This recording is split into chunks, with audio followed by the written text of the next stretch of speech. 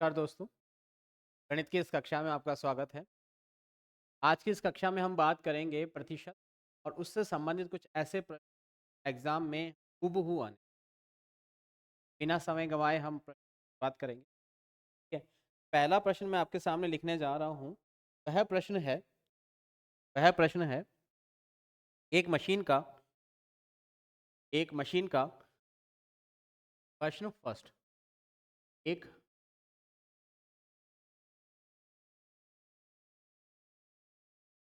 क्रम मूल्य एक मशीन का एक मशीन का मूल्य 6,000 रुपये है। एक मशीन का मूल्य 6,000 रुपये प्रतिवर्ष प्रतिवर्ष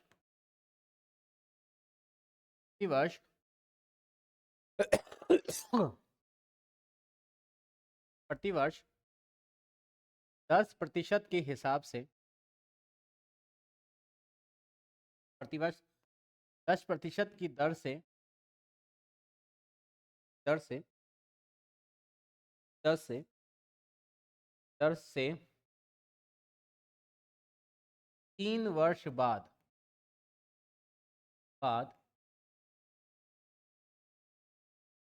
दर से अवमूल्यन अवमूल्यन होने पर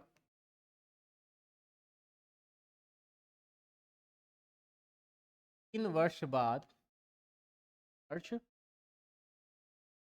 बाद का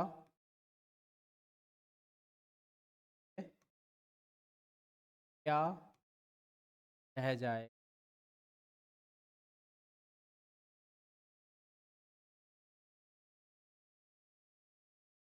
प्रश्न को समझिए पहले। प्रश्न क्या कह रहा है?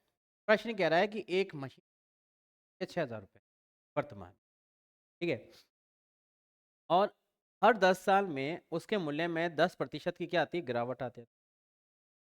3 साल बाद उसका मूल्य कितना है? मीन्स ये पहले पहले वर्ष उसके मूल्य में कितने प्रतिशत की गिरावट आई? 10%। यानी कि अगर मूल्य 6,000 है और 10% की गिरावट आ गई है, 10% गिरावट आ गई है, कितनी गिरावट आई भाई? 600 रुपये की।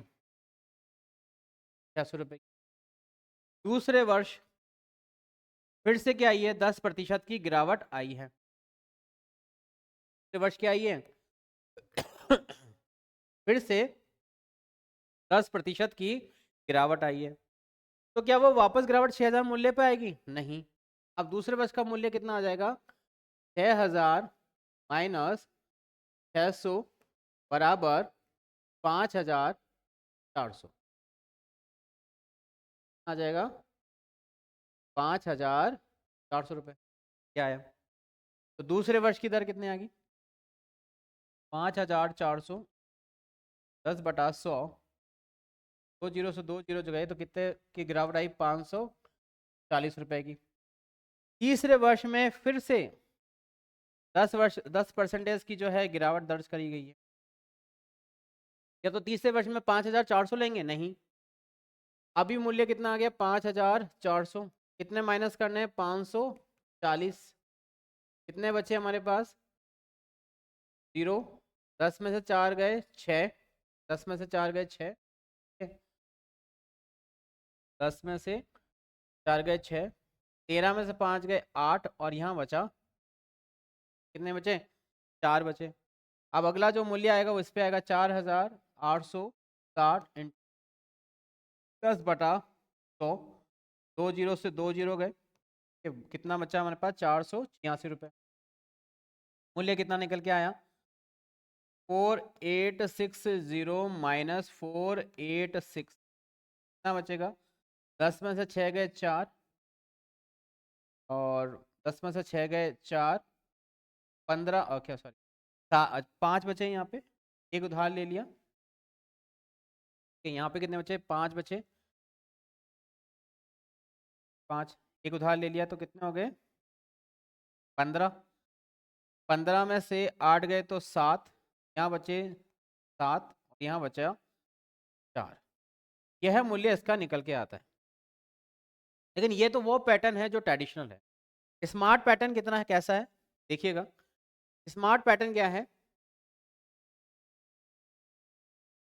प्रतिवर्ष गिरावट कितने प्रतिशत की है, प्रतिवर्ष अमूल्य जो है कितने प्रतिशत का है, गिरावट बोलिए हानि बोलिए, कितने प्रतिशत की है 10। क्या मूल्य कितना है, मूल्य है 6000। ज्ञात क्या करना है, 3 वर्ष बाद, 3 वर्ष बाद का मूल्य ज्ञात करना है। 3 वर्ष बाद का जो प्राइस है वो बताना है। देखिए हर साल जो है 10% गिर रहा है, हर साल कितना गिर रहा है 10% गिर रहा है। तो 1 साल बाद कितना आ जाएगा इसका, 1 साल बाद कितना आ जाएगा 90 का, ठीक है। दूसरे साल भी कितना हो जाएगा 90 का।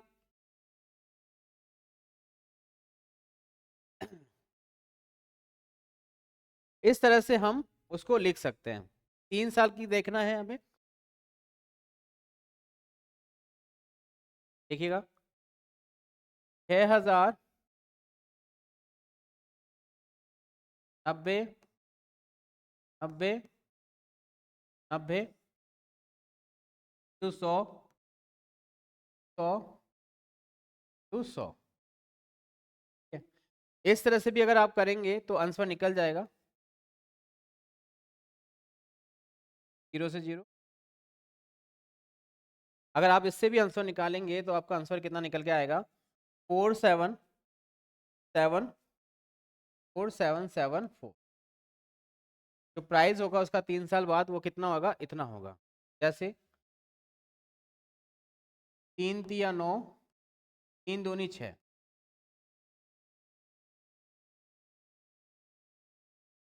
इसको और मल्टीप्लाई करेंगे तो हमारे सामने यही वैल्यू निकल कर आ जाएगी। इस तरह से हम इसको भी ऐसे भी सॉल्व कर सकते हैं, ठीक है। अगला प्रश्न है अगला प्रश्न है जनसंख्या पे बेस है। एक शहर की जनसंख्या, एक शहर क्या प्रतिवर्ष 5% की दर से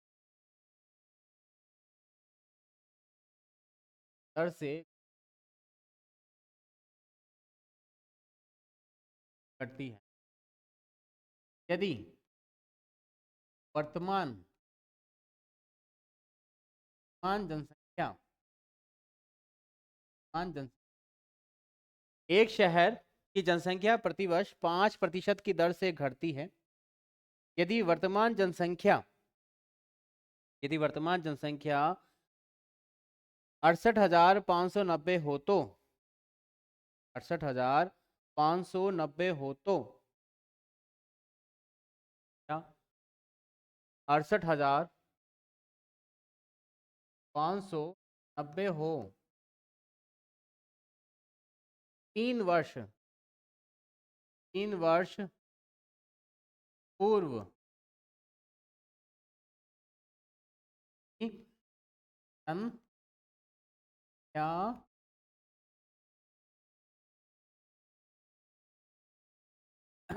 5 वर्ष, प्रतिशत की गणना हम 100 पे करते हैं। 100 में से अगर हमने 5 का माइनस कर दिया तो 95। अब 95 पे हमें बताना। जैसे माना कि 3 वर्ष पहले जो है, माना कि जो जनसंख्या थी 3 वर्ष पहले, ठीक है,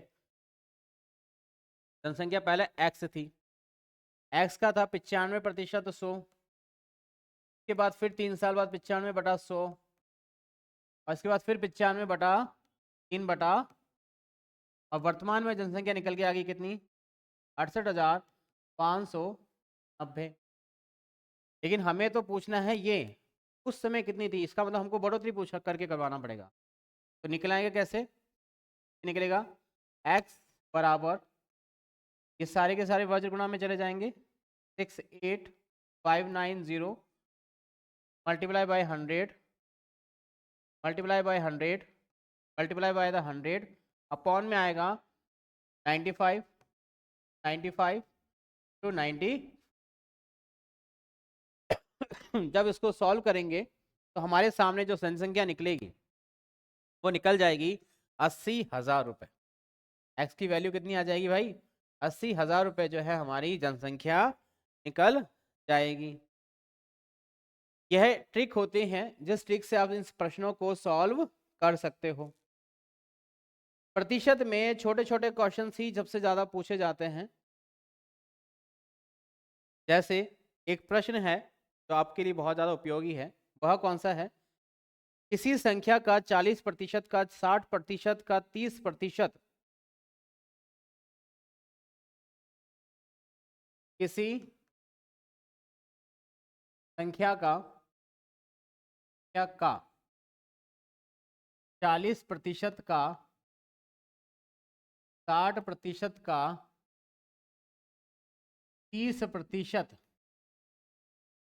किसी संख्या का 40% का 60% का 30% 442 है।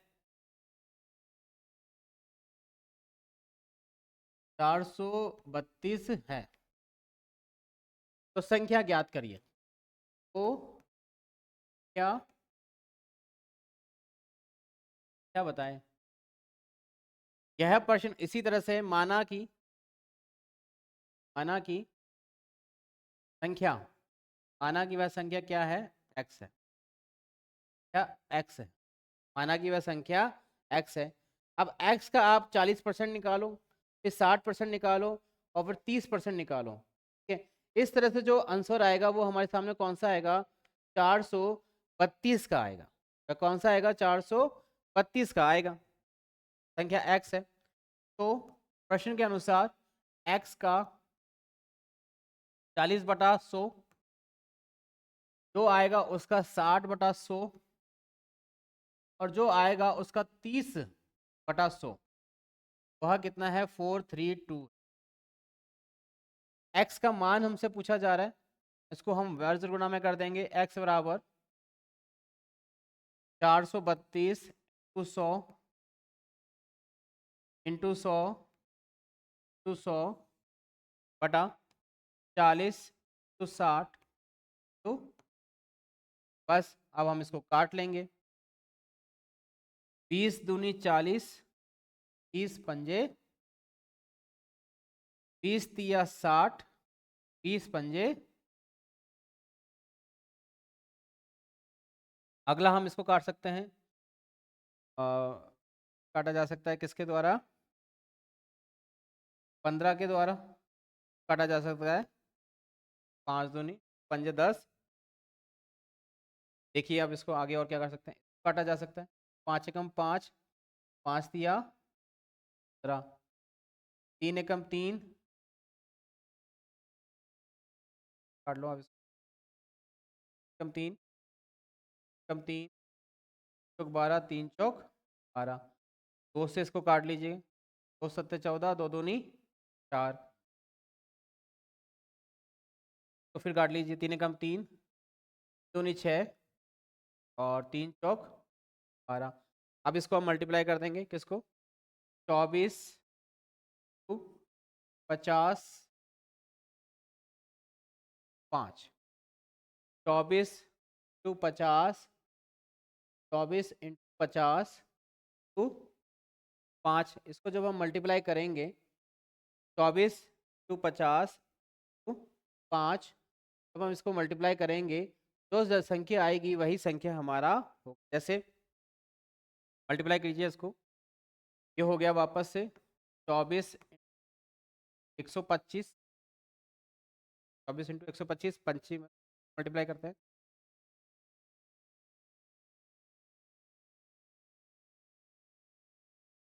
ये इसको मल्टीप्लाई किया था 24, ये आएगा आपके 6000 आ जाएगा भाई। 6000 आंसर आ जाए। तो जो संख्या थी हमारी वो कौन सी थी? 6000 संख्या थी। ठीक है, उसे 6000 संख्या का 40% का 60% और उसका 60% का 30% कितना था? वो था हमारा 442। इस तरह से ये जो प्रश्न है हम इसको सॉल्व कर सकते हैं। नेक्स्ट क्लास में मैं आपसे नए टॉपिक के बारे में बात करूंगा जो मैथ्स से संबंधित हो।